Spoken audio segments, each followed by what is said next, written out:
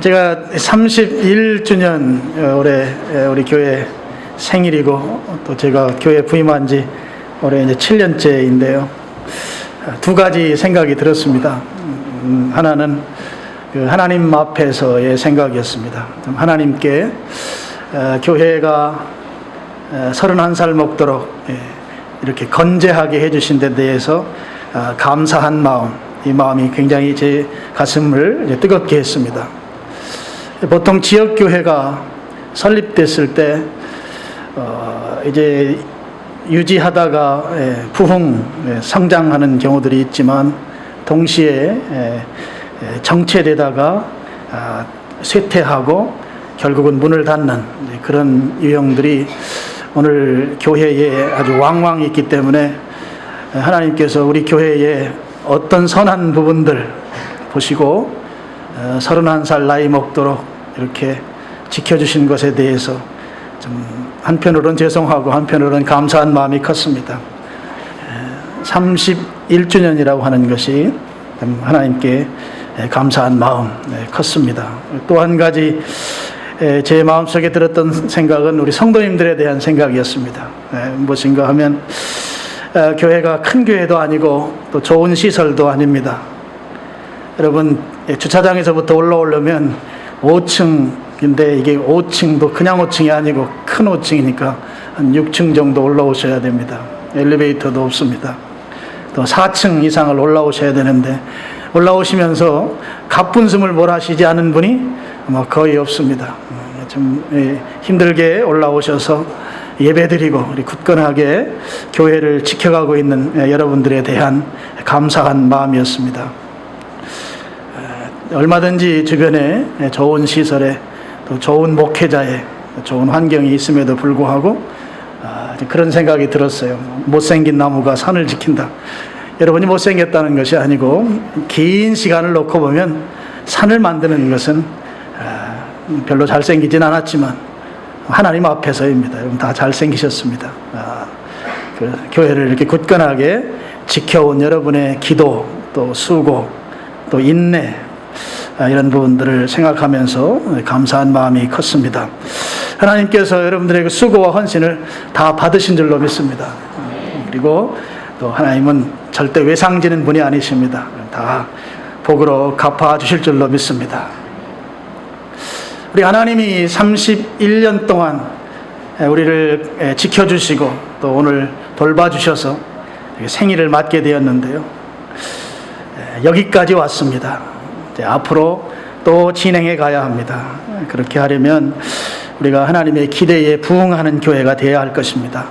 하나님으로부터 지금보다 더 인정받는 교회, 하나님이 우리를 보고 더 기쁨이 되는, 기뻐하시는 교회, 그런 교회를 우리가 함께 이루어가야 되겠다 하는 말씀입니다.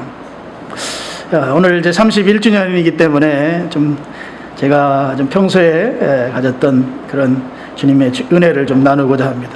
우리가 그러면 어떤 태도를 가지면 하나님께서 우리를 더 인정해 주시고 우리 때문에 하나님이 기뻐하실까 하는 것이죠. 자주 말씀드리는 내용입니다만 교회는 통상 5가지 기능, 펑션이 있습니다. 목적이라고도 볼 수 있죠. 교회는 이게 있어야 교회다 이렇게 말하는 5가지가 있는데요. 말씀 제가 자주 드렸기 때문에 여러분 다 인식하고 있을 겁니다. 첫째는 예배입니다. 예배가 없으면 교회가 아닌 거죠. 그리고 두 번째는 복음을 증언하는 것입니다. 우리가 흔히 말하는 대로 전도하고 선교하는 것이죠.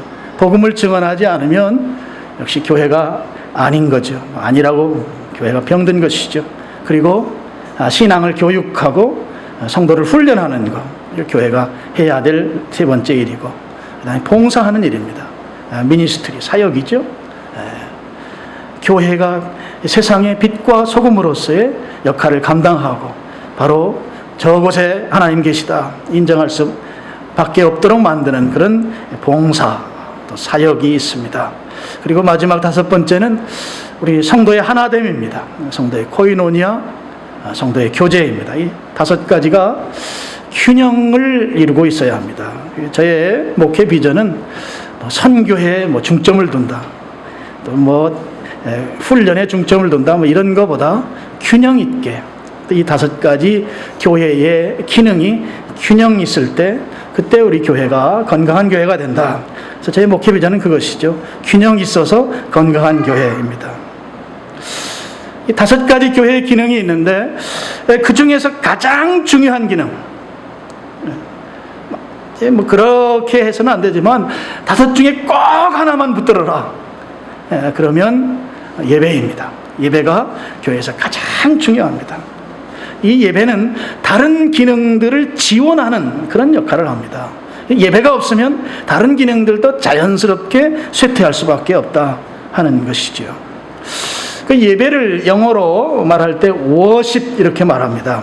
worship이라고 하는 단어는 저희 지금 영어 시간은 아니지만 worth라고 하는 가치라고 하는 단어와 ship, ship 이거는 이제 ascribe라고 그래요. 그러니까 신분이나 또는 인정한다고 할 때 쓰는 단어입니다. 그래서 worship이 되는 거죠. 그 두 단어가 합쳐져서 예배라고 하는 단어가 됐는데요. 풀어서 설명을 드리면 이런 것입니다. 예배는 우리 인간이 하나님께 드려야 될 최고의 가치로운 태도. 우리 인생을 살아가면서 가장 가치 있는 게 뭐냐 할 때 바로 예배다 하는 것이죠. 그래서 하나님께 우리 인간이 드릴 수 있는 최고의 가치 있는 태도이며 행위가 바로 예배다 하는 거죠. 그런 측면에서 보면 우리가 인생을 살아가면서 가장 후회할 일, 가장 가치 있는 일을 제대로 실현하지 못할 때 가장 후회스러운 것이 되는 겁니다. 만약에 나중에 우리가 천국에 갔을 때 그곳에서 우리의 그 감정을, 이 땅에서의 삶에 대해서 우리의 감정을 표현할 기회가 주어진다면 가장 죄송스럽고 가장 미안하고 가장 부끄러운 것은 예배를 소홀히 한 삶을 살다 온 것일 거예요. 왜냐하면 이게 가장 가치 있는 일이기 때문입니다. 가장 가치 있는 일을 이 땅에 살면서 실현하지 못하면 그게 가장 죄송한 것이죠. 가장 부끄러운 것이 된다고 하는 것입니다. 제가 수년 전에 예배와 관련해서 이걸 하나님이 음성을 들려주셨다고 해야 될지 하여튼 잘 모르겠어요. 아주 격동적인 감정 상태가 된 적이 있었어요. 제가 말씀을 드렸던 적이 있습니다. 예배와 관련해서 제가 아주 견딜 수 없는 그런 이 상태를 경험한 적이 있습니다. 2가지 측면이었습니다.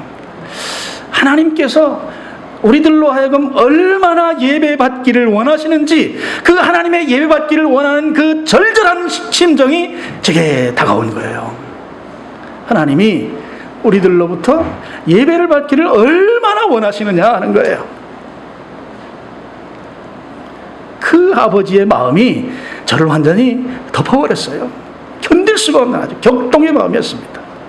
동시에 우리의 예배가 얼마나 타락했는지 예배의 타락을 동시에 느끼게 한 거예요. 하나님은 정말 우리들로 하여금 예배를 받기를 그렇게 원하시는데, 절절히 원하시는데 우리의 예배는 하나님이 받으실 만한 예배가 아닌 타락한 예배 속에 우리가 있다. 이게 제게 아주 음성으로 아주 격동하는 감정을 한동안 제가 견딜 수 없는 상태가 되었었습니다. 어떻게 할 수가 없더라고요. 그 모습이 제게 비치는데 말이죠. 그 뒤로 저는 각오를 새롭게 했습니다. 그동안 제가 성경 공부를 많이 가르치고 성경 공부 책도 쓰고 했기 때문에 교회의 5가지 기능을 제가 잘 설명해낼 수가 있어요. 5가지 기능, n분의 1이죠. 예배가 그동안에는 5가지 중에 5분의 1의 교회 기능으로 설명을 했었죠. 물론 그 중에서도 그래 좀 중요하다고 설명을 했었습니다. 그런데 예배가 이렇게 중요하고 아버지께서 우리들을 향해서 얼마나 진실한 예배를 받으시길 원하시는지 이 그 심정이 저를 덮어버리면서 그대로 저는 우리가 정말 하나님께서 받으시는 이 예배를 인생을 살면서 단 한 번을 예배를 드리더라도 그 예배를 드려야 되겠다. 그 예배의 자리에 우리가 참여해야 되겠다고 하는 그런 각오를 제가 갖게 됐고, 여러분 뭐 예배 많이 참석해 보셨겠지만 제가 예배를 이야기할 때마다 흥분하고 강조하고 목소리가 커집니다. 지금도 제가 가슴이 벌렁벌렁해요, 이 이야기를 할 때. 그래서 제가 하나님 받으시는 예배, 이걸 말씀하면서 예배를 수식하는 단어 앞에다가 한 글자를 넣었어요. 온전한 예배 드리자, 이렇게 설명을 제가 그동안 해왔는데 최근에 더 실감나는 수식어로 바꾸기로 했어요. 오늘 설교 제목입니다. 온전한 예배란 용어보다 더 피부에 와닿는 표현이 하나님께서 받으시는 예배, 하나님께서 받으시는 예배를 드리고 하나님께서 받으시는 예배자가 되자. 오늘 우리의 예배가 하나님께서 받으시기에는 많이 때가 묻어 있고 세상적이고 냄새가 나고 하나님이 받을 수 없는 그런 예배를 하나님이 받으실 거라고 믿고 착각하고 그 예배에 지금 참여하고 있는 것이 오늘 우리의 현실이다 하는 거예요. 제가 그러한 경험을 하고 교회에서 이 예배 문제를 굉장히 강조해서 제가 설명을 하고 있고, 그렇게 하면서 제가 성경을 보니까 성경은 온통 이 예배 이야기밖에 없는 거예요. 하나님이 예배를 받으시길 그렇게 원하시고 동시에 예배자를 찾으신다고 하는 내용이 온통 성경을 다 덮고 있는 것입니다. 아유, 목사님 과장되도 너무 과장되게 말씀하십니다. 여러분 그렇게 생각이 들지 모르겠는데요, 제가 오늘 성경 전체를 여러분에게 설명을 하려고 그래요.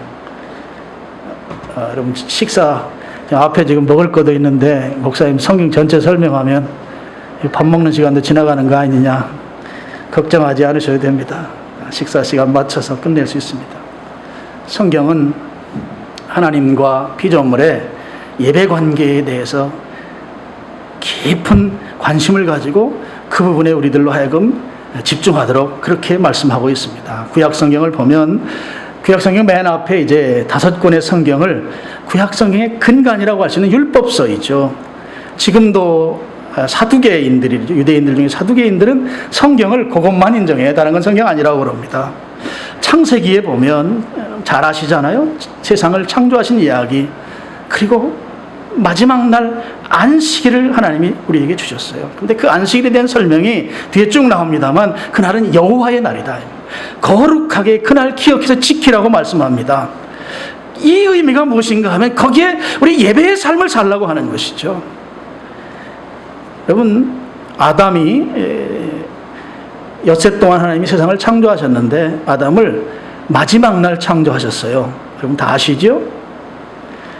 아담을 마지막 날 창조하시고 그 창조된 아담이 하룻밤 자고 나니까 안식일이에요. 아담은 창조되자마자 예배자로 사는 그 삶이 인생의 가장 앞에 있다고 하는 걸 아담은 깨달은 거예요. 태어나자마자 이 땅에 호흡을 하기 시작하자마자 하룻밤 자고 나니까 안식일이란 말이죠. 아담에게 있어서. 그럼 아담 이전에 닷새 동안 또는 닷새 반 동안 그것은 아담이 온전한 예배자로 인생을 살도록 아담에게 하나님이 만들어준 그라운드였던 거죠. 예배를 위해서. 여섯째 날 인간이 된 이후에 바로 그에겐 그 다음 날이 안식일인 거예요. 예배 우선의 교훈입니다. 여러분, 이 아담 이야기가 끝나자마자 바로 예배 이야기가 바로 나와요. 창세기 4장에 가면 가인과 아벨이 나옵니다. 이 사람 둘 예배 드렸습니다. 여러분 잘 아시죠? 한 사람의 예배는 하나님 받으셨어요. 한 사람의 예배는 받지 않으셨어요. 성경을 처음 시작하면서 안식일 만들어 놓으시고 그 다음에 가인과 아벨을 등장시켜서 예배라고 하는 것이 하나님이 받으시는 예배도 있고 하나님이 받지 못하는 예배도 있다, 이걸 가르쳐주는 것이죠. 오늘 우리들에게 너희들 하나님 받는 예배 드려라 이거예요. 성경 시작하면서 예배를 이야기하고 예배 안 받는 예배도 있네? 그럼 받는 예배의 자리에 나와야 된다 하는 것이죠. 여러분, 창세기의 대부분은 야곱 이야기입니다. 야곱의 이야기가 거의 2분의 1 이상을 차지하고 있어요. 야곱이 베델을 떠납니다. 베델은 하나님의 집이에요. 야곱 이야기가 무엇을 얘기하나? 베델을 떠났다가 다시 돌아오는 이야기죠. 하나님의 집으로 오라는 것입니다. 떠나면 힘들다 하는 거예요. 떠나면 고통스럽습니다. 떠나면 인생이 괴로운 거예요. 돌아오라는 것이죠. 야곱이 돌아오는 이야기가 창세기 후반부를 장식합니다. 그럼 출애굽기로 가면 출애굽기는 3가지 이야기가 있어요. 애굽을 탈출한 이야기, 십계명, 그 다음에 성막을 건조한 이야기입니다. 3가지 전부 다 예배와 관련이 있습니다. 여러분, 이스라엘 민족을 애굽에서 노예 생활할 때 그들이 아주 죽을 고생을 하기 때문에 하나님께서 애굽에서 그들을 끌어낸 것이 아니에요. 오늘 우리가 성경 읽었지만 그 내용들이 그들이 고통당하기 때문에 그 고통으로부터 해방시켜주기 위해서 고통하는 것이 안쓰럽기 때문에 고생 그만하도록 하기 위해서 그들을 끌어낸 게 아니라 하는 것이죠. 여러분, 광야 생활은 오히려 애굽에서 생활보다 더 힘들었습니다. 그걸 알 수 있죠. 출애굽기에 보면 매장지가 없어서 우리를 이 객사하게 만드느냐, 그런 표현들을 그들이 합니다. 광야 생활이 더 어려워요. 물론 고생하긴 한 건 맞지만 고생한 것 때문에 그들을 구출해낸 게 아니다 하는 거죠. 그럼 가나안 땅에 들어가게 하려고 그들을 애굽에 구출했냐? 그게 아니죠. 왜 그들을 애굽으로부터 구출해내는가? 오늘 성경 말씀에 있어요. 12절 말씀 보겠습니다. 출애굽기 3장 12절. 하나님이 이르시되 내가 반드시 너와 함께 있으리라. 네가 그 백성을 애굽에서 인도하여 낸 후에 너희가 이 산에서, 이스라엘 민족의 구원자로 부르시는 그 산, 시내산 근처에, 시내산에서 하나님을 섬기리니 이것이 내가 너를 보낸 증거. 이 증거라는 말은 이유라는 뜻이에요. 목적이라는 말이에요. 내가 너를 애굽에 지금 이스라엘 민족을 구출하기 위해서 보내는 이유는 지금 이 산, 시내산에 와서 하나님을 예배하기 위한 목적으로 너를 보내는 것이다, 이거예요. 예배 목적으로, 예배를 드리도록 하기 위해서 그들을 애굽에서 구출해내는 것입니다. 예배드리기 위한 목적이죠. 여러분, 그 조금 뒤에 보면 18절이 나와요. 18절 한번 보겠습니다. 그들이 내 말을 들으리니, 내 말을 들으리니 너는 그들의 장로들과 함께 애굽 바로 왕에게 이르기를, 지금 하나님이 모세에게 왕하고 가서 1대1 談판을 해라 이제 좀 하시고, 나 말 못하는데요 하니까 말을 가르치냐, 무슨 말을 왕에게 해야 될지를 가르쳐주는 내용이에요. 애굽 왕에게 이르기를 히브리 사람의 하나님 여호와께서 우리에게 임하셨은즉 우리 하나님 여호와께 제사를 드리려 하오니, 여러분 제사가 예배인 거 아시죠? 예배를 드리려 하오니 사흘길쯤 광야로 가도록 허락하소서. 왕에게 가서 1대1로談판을 하면서 우리 하나님께 예배할 거니까 사흘길쯤 가게 해라. 사흘길이 어디냐 하면 바로 시내산이에요. 처음에 모세를 소명하면서 부르면서 하신 그 말씀, 우리 사흘 가서 하나님께 예배하겠다고 하는 것을 바로에게 이야기하라는 것이죠. 여러분, 출애굽의 목적이 가나안 땅이 아니에요.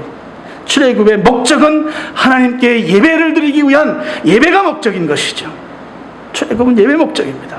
그 다음에 이제 10계명이 나와요. 출애굽기 10계명 중에 가장 중요한 계명이 1계명입니다. 나 외에 다른 신 두지 말아라. 무슨 말씀이에요? 나만 예배하라 하는 것이죠. 나만 예배하라. 다른 부속 계명들은 전부 다 이 계명을 온전히 이루기 위한 계명들이에요. 그 다음에 성막을 만들죠. 하나님이 다 설계 디자인해 주시죠. 성막이 뭐예요? 하나님 예배하는 장소입니다. 하나님 만나는 장소입니다. 예배드리는 장소 하나님이 디자인하고 설계해서 모세를 시킨 것이죠. 요즘 항공으로 촬영하는 거예요. 드론이라고 하는 거 있잖아요. 지금 광야에서 이스라엘 민족이 광야에 천막 치고 살 때 드론 비행기를 띄워서 공중에서 그 모습을 딱 촬영하면 어떤 모습이 되는가 하면, 중앙에, 가장 정중앙에 성막이 있어요.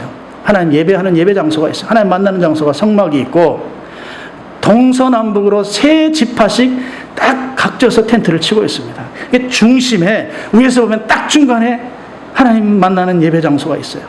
그리고 사방으로 그 예배 장소를 향해서 텐트를 치고 있단 말이에요. 무엇을 말해요? 예배 중심의 삶을 산다고 하는 걸 말해주는 것입니다. 예배 공동체라고 하는 걸 알려주는 것이죠. 그들의 삶이 그런 삶이었습니다. 레위기로 넘어갑니다. 레위기는 예배드리는 방법을 소개해요. 또 예배드리는 제사장, 예배를 잘 섬기도록 사역자들을 소개해요. 그리고 성도들이 어떤 태도로 예배 자리에 나와야 할지를 그걸 또 소개합니다. 예배자로서 하나님이 받으시는 예배를 드리기에 합당한 태도를 가르쳐줘요, 레위기가. 그래서 어떻게 보면 레위기는 예배의 실제를 소개한다고 볼 수 있습니다. 그 다음에 민수기가 나오죠. 민수기는 축복과 저주의 기준이 예배이다라고 하는 걸 가르쳐요. 예배드리면 복받고 예배하는 축복된 삶의 자리에 있고 예배에서 떠나 멀리 있는 자들은 저주받는다 하는 것입니다. 그러니까 예배가 오늘 우리 신자의 삶에 어떤 영향을 끼치느냐, 이거 가르쳐주는 말씀이 바로 민수기입니다. 그 다음에 신명기로 넘어가면 신명기는 자녀 세대에 대한 예배 교육이에요. 자녀 세대, 이 세대에 대한 예배 교육. 이제 그들이 가나안 땅에 가서 살게 될 터인데 거기 가면 온갖 우상들이 많이 있다. 가나안 땅에 가서도 우상 섬기지 말고 오직 하나님만 예배하라고 하는 예배 교육. 또 다시 거기 십계명이 다시 등장하잖아요, 신명기. 자녀들에 대한 교육입니다. 그 다음에 구약성경에 가면 역사서라고 하는 역사책들이 쭉 나와요. 핵심은 그것입니다. 예배 잘 드리는 자들은 잘 된다, 이거예요. 역사적인 증거를 우리에게 가르쳐주는 것입니다. 우상 숭배하면 망한다 하는 것입니다. 우상도 섬기고 하나님도 섬기고 이 혼합주의 신앙을 가지면 결코 망한다 하는 거예요. 그래서 하나님 제대로 안 섬길 땐 주변국들을 강하게 일으켜서 전쟁 일으키게 만들고 전쟁에서 전사하게 만들고 하는 내용들이 역사서에 다 기록되어 있습니다. 여러분, 예배 잘 드리면 복 받습니다. 아멘. 예배의 자리에서 멀리 떨어져 있으면 저주받습니다. 아멘. 아멘 하고 별로 안 쉽죠? 그 다음에 이제 시편, 잠언, 전도서 이런 책들이 쭉 나와요. 그 책들은 예배자들이 하나님께 향한 신앙의 고백들이죠.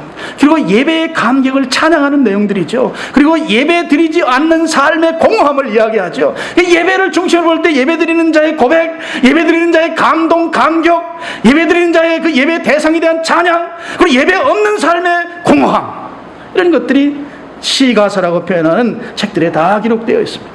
그 다음에 나오는 책이 예언서예요. 구약성경에. 예언서는 예배가 타락했을 때 어떤 결과가 오는지를 적나라하게 설명해주고 있습니다. 예배 타락의 결과를 소개하는 책이 예언서입니다. 구약시대에 이스라엘 나라가 망했어요. 바벨론의 포로로 잡혀갔어요. 전쟁에 의해서 많은 사람들이 살상을 당했어요. 그 이유 원인은 예배에 실패했기 때문이다. 예배가 타락했기 때문이다. 그걸 가르쳐주는 책이 예언의 책들이에요. 구약의 마지막 성경이 말라기서입니다. 말라기서를 좀 우리가 한 군데 찾아보도록 하겠습니다. 말라기 1장 6절부터 10절까지 볼 건데요. 예배 타락의 아주 극명한 모습들을 그대로 보여주는 성경, 이 구약 성경 마지막 책입니다. 말라기 1장, 마태복음 쪽에서 찾으면 빠릅니다. 1장 6절부터 10절까지를 제가 읽어가면서 설명하겠습니다. 내 이름을 멸시하는 제사장들아, 하나님의 말씀이죠. 하나님의 이름을 멸시하는 제사장들. 제사장은 뭐 오늘날로 말하면 목회자로 볼 수도 있지만 조금 범위를 확대해서 예배에 참여하는 자들 볼 수 있습니다. 제사는 예배이기 때문이죠. 예배에 참여하는 자들아, 물론 책임은 예배 인도자들, 목회자들에게 더 큰 책임이 있는 표현이라고 볼 수 있습니다. 나 만군의 여호와가 너희에게 이르기를 아들은 그 아버지를, 종은 그 주인을 공경하나니 내가 아버지일진데, 지금 이스라엘 민족은 하나님과의 부자지간이잖아요. 내가 아버지일진데 나를 공경함이 어디 있느냐? 나를 아버지라고 하면서 왜 나에게 예배하지 않느냐? 공경하지 않느냐? 지금 질문하는 것이죠. 내가 주인일진데, 내가 나를 주님이라고 부르는데 왜 나를 두려워함이 어디 있느냐? 나를 왜 경외하지 않느냐? 나를 왜 예배하지 않느냐? 이것이죠. 하나 어디 있느냐? 하나 너희는 이르기를 우리가 어떻게 주의 이름을 멸시하였나이까 하는도다. 지금 하나님께서는 아버지라고 말하면서 공경하지도 않고 주인이라고 말하면서 두려워하지도 않는 너희들이 그런다는 거죠. 내가 언제 주님 이름 멸시한 적이 있습니까? 저 예배 잘 드리고 있습니다. 저 그런 적 없습니다. 지금 유대인들이 지금 그렇게 이 주님 앞에 반문한다 하는 것이죠. 그거에 대한 이제 신뢰를 7절부터 소개합니다. 너희가 더러운 떡을 나의 제단에 드리고도 말하기를. 여러분, 성전에 그 떡상이 있어요. 떡상에 제물을 드리는데 그 떡이 정결한 떡, 주님이 받으시기에 합당한 떡이 아니라 더러운 떡이라는 거예요. 부정한 떡이라는 말입니다. 그러니까 제물로 사용할 수 없는 떡을 갖다가 제단 위에 올려놨다 하는 것이죠. 그런 떡이 어떤 떡이 있을까? 곰팡이가 슬어서 썩어가는 떡. 또 율법의 떡 제조법이 있어요. 율법대로 만들지 아니한 떡. 또는 우상의 제물로 바쳐졌던 그런 떡들, 그런 떡을 갖다가 주님의 제단에 올려놓고도 말하기를 우리가 어떻게 주를 더럽게 하였나이까 하는도다. 지금 더럽게 한 적 없습니다. 예배드렸습니다 이거죠. 이는 너희가 여호와의 식탁은 경멸히 여길 것이라 말하기 때문이라. 그러니까 지금 우리 예배 잘 드리고 있습니다. 근데 뭐가 문제입니까? 그것이죠. 8절도 마찬가지예요. 만군의 여호와가 이르노라 너희가 눈먼 희생 제물을 바치는 것이 어찌 악하지 아니하며 저는 것 병든 것을 드리는 것이 어찌 악하지 아니하냐. 이제 그것을 너희 총독에게 드려봐라. 너희 정치 지도자에게 갖다 줘봐라. 그가 너를 기뻐하겠으며 너를 받아주겠느냐 이것이죠. 말라기 시대에 유대인들 제사 드리면서 제사 드릴 때 짐승을 잡아서 번제로 태워서 하나님께 드립니다. 그러니까 그 생각을 가진 거예요. 눈이 멀었든 병이 들었든 털이 뽑혔든 다리를 절든 이거 갖다가 드리면 바로 잡아서 바로 태워 죽일 건데 바로 잡아서 각을 떠서 불태워서 이제 번제물로 드릴 건데 뭐 조금 흠결이 있다고 해서 무슨 상관이 있느냐 이것이죠. 바로 잡아서 드리는데 다 똑같은 짐승이고 다 똑같이 연기 날 것이고 다 똑같이 하나님께 드린 건데 그게 무슨 흠결이 있는가. 예배의 타락이죠. 저 어렸을 때 저희 어머니도 아마 그랬던 것 같아요. 그런 분들이 계세요. 연보를 자식에게 주면서 그때는 10원짜리 지폐도 있었어요. 그게 이제 돈이 깨끗하지 않잖아요. 그것도 구겨지기도 하잖아요. 그러면 그거를 다리거나 아니면 성경책 속에 이렇게 집어넣고 이렇게 눌러가지고 그걸 이제 펴서 너 갖다 교회가 연보해라. 구겨졌어도 1,000원, 깨끗해도 1,000원, 또 반이 접혀서도 1,000원이에요. 그 돈 가지고 마트에 가서 아이스크림 달라고 하면 다 아이스크림 돼. 가치는 똑같아요.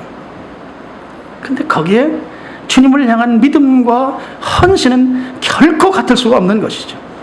드리면서 이거 짐승, 양 맞아요. 근데 지금 양이 흠결이 많은 거예요. 그러면서 그걸 갖다가 하나님께 드린다 이거죠. 드린 거 맞습니다. 저 드렸습니다. 예배했습니다. 예배의 타락이에요. 9절 만군의 여호와가 이르노라 너희는 나 하나님께 은혜를 구하면서 우리를 불쌍히 여기옵소서 하여 보라. 너희가 이같이 행하였은즉 내가 너희 중 하나인들 받겠느냐. 하나님께 이 말씀은 예배를 드린다고 너희들이 드리고 이제 나 예배 드렸어 하고 자기 만족은 될지 모르지만 하나님 전혀 안 받으신다 하는 거예요. 하나님 받지 못하는 예배. 예배를 드리고도 너희들이 잘 될 줄 아느냐. 그런 예배, 하나님 받지 아니하는 예배는 잘 될 수 없다 하는 것이죠. 예배를 잘 드리면 복 받지만 예배를 하나님 받지 않은 예배를 드리면 헛수고하는 것이고 오히려 하나님이 내치는 거예요. 10절 만군의 여호와가 이르노라 너희가 내 제단 위에 헛되이 불사르지 못하게 하기 위하여 너희 중에 성전 문을 닫을 자가 있었으면 좋겠도다. 주님이 여기에 지금 아버지 심정이 그대로 드러나잖아요. 얼마나 예배를 받으시길 원하시는가. 하나님 받으실 만한 예배를 향해서 주님이 얼마나 간곡한 마음을 담아서 10절을 기록하고 있는가. 지금 하나님 전에 왔지만 그 불사르는 예배 행위가 다 헛되다는 것이죠. 차라리 성전 문을 닫았으면 좋겠다는 거예요. 예배당이 없으면 예배 안 드릴 거 아니냐 이거예요. 그거 와서 헛되이 그 짓 하는가 이것이죠. 하나님께서 우리를 향해서 얼마나 예배를 받으시길 원하시는가. 정결한 예배, 온전한 예배, 하나님 받으시는 예배를 우리에게 통촉하고 계시는가. 극명하게 나타나는 구절입니다. 내가 너희를 기뻐하지 아니하며 너희가 손으로 드리는 것을 받지도 아니하리라. 타락한 예배는 하나님이 행위는 그럴듯할지라도 하나님 전혀 받지 않으신다고 하는 말씀입니다. 신약 성경으로 넘어옵니다. 신약 성경 맨 처음에 쓴 성경이 마태복음, 마가복음, 누가복음, 요한복음, 사복음서예요. 핵심 메시지는 하나님과 우리를 예수 그리스도를 통해서 관계 회복, 예배 관계 회복에 대한 말씀이죠. 요한복음 3장 16절이 핵심 구절이고, 그 다음에 우리에게 아주 중요한 메시지가 요한복음 4장 23절 24절, 예배하는 자를 찾으시는 아버지 하나님을 소개합니다. 성경에 하나님이 찾는다고 하는 내용이 그렇게 많지 않아요. 아마 5개 손가락 안에 꼽을 거예요. 찾으시는데 예배하는 자를 찾는다고 하는 말씀을 사복음서에서 말씀하시죠. 너희들은 예배 장소에 관심이 있고 예배 의식에 관심이 있지만 나는 하나님이 받으시는 예배, 예배를 통해서 하나님과 만나는 그 사건이 있는 예배, 그 예배 주님이 원하신다. 그런 예배자를 찾는다고 하는 내용을 요한복음, 사복음서에 기록하고 있습니다. 그 얘기는 하나님이 받을 만한 예배가 이 땅에 그렇게 많지 않다고 하는 것을 또 반어적으로 또 표현한다고 볼 수 있습니다. 우리를 하나님 구원하셨습니다. 예수님의 십자가와 부활의 그 복음으로 우리를 구원하셨는데, 우리를 구원하신 이유는 우리를 예배드리게 하기 위한 목적, 우리를 예배자로 세우기 위한 목적으로 우리를 구원하셨다 하는 거죠. 하나님 우리를 구원하신 이유는 우리들로부터 예배를 받기 위함이다. 구원은 예배의 수단일 뿐이다.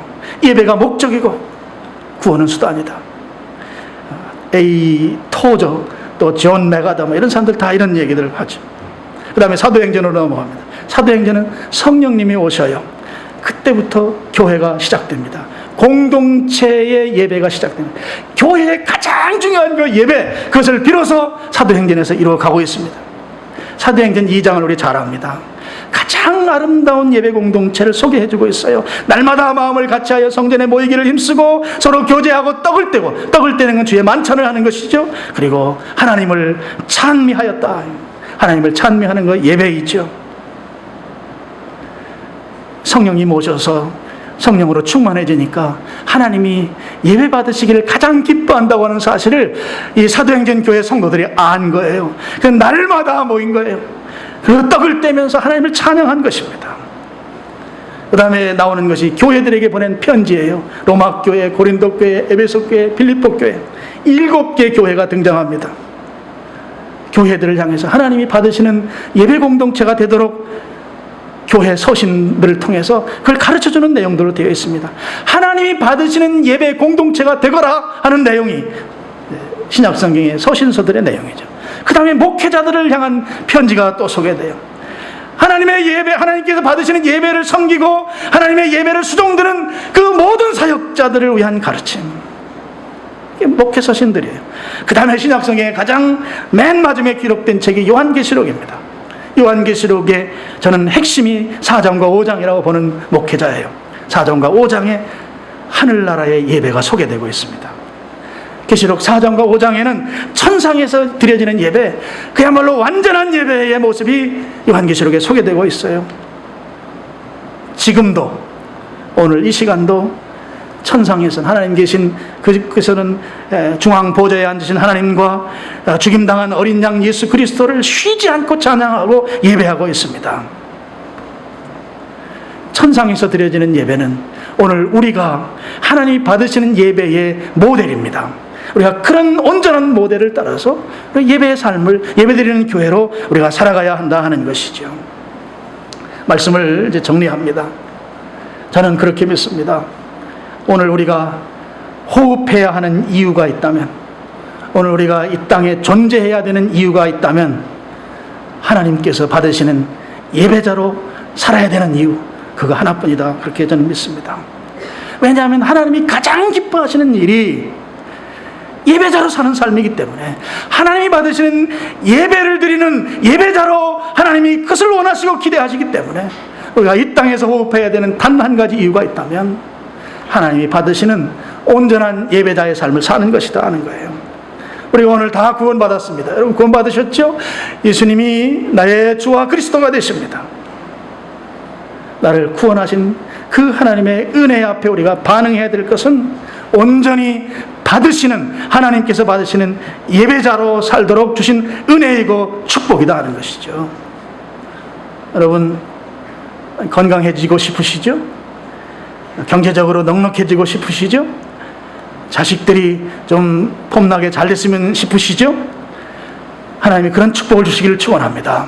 그런데요, 하나님께서 우리를 축복해야 할 이유가 하나 있다고 하면, 우리로 하여금 하나님을 온전히 예배하는 예배자로 세우는, 예배자가 되게 하기 위한 목적으로서의 축복, 그 이상도 그 이하도 없다고 저는 믿습니다. 하나님이 나를 복 주셔야 될 이유, 나에게 건강 주셔야 될 이유, 우리 자식들이 좀 잘 나가야 될 이유, 그래서 내가 오늘 이 땅에서 복 받았다라고 스스로도 여기고 다른 사람들도 인정할 만한 그런 자리에 가야 할 이유가 하나 있다고 하면, 오늘 하나님께서 받으시는 예배자로 살라고 하는 그 이상도 그 이하도 없다는 거예요. 예배자로 온전한 예배, 하나님이 받으시는 예배를 우리들로부터 받기를 주님이 그렇게 간곡하게 우리를 향해서 초청하고 원하시고 계시다. 그런 것보다도 우리의 예배가 더 우선순위에서 뒤에 있는 경우들이 오늘 어쩌면 우리의 모습일 수 있고, 그런 삶이 하나님이 받으시는 예배의 삶일 수가 없습니다. 하나님이 받으셔야 된단 말이에요. 우리 드리는 예배가, 우리 공동체가 드리는 이 예배를 하나님이 받으셔야 되는데, 그럴 때 우리에게 복이 되고 그 예배를 드릴 때 하나님이 기뻐하시는데, 저는 오늘 이제 31주년 지나면서 우리 교회가 이 땅에 건재해야 할 이유가 하나 있다면, 하나님이 받으시는 예배 공동체로 복음을 증언해서 불신자들이 구원받아야 될 이유가 있다면, 그들도 역시 우리와 함께 하나님을 온전히 예배하는, 하나님이 받으시는 예배의 그 성도가 되게 하기 위한 그 목적. 그래서 앞으로 우리의 교회는 하나님이 기뻐 받으시는 예배 공동체, 또 하나님께서 큰 기쁨을 드림으로, 우리가 예배를 드림으로 하나님이 큰 기쁨을 가지실 수 있게 하는 그런 예배자로서의 성도의 삶, 그리고 우리 교회 32주년, 33주년을 향해 나아가면서 그런 교회로 견고하게 세워져서 하나님이 가장 기뻐하는 그런 미사강변교회 되도록 저와 여러분이 함께 더 추구해 나갈 수 있기를 주님의 이름으로 부탁드립니다. 아버지 하나님, 감사합니다.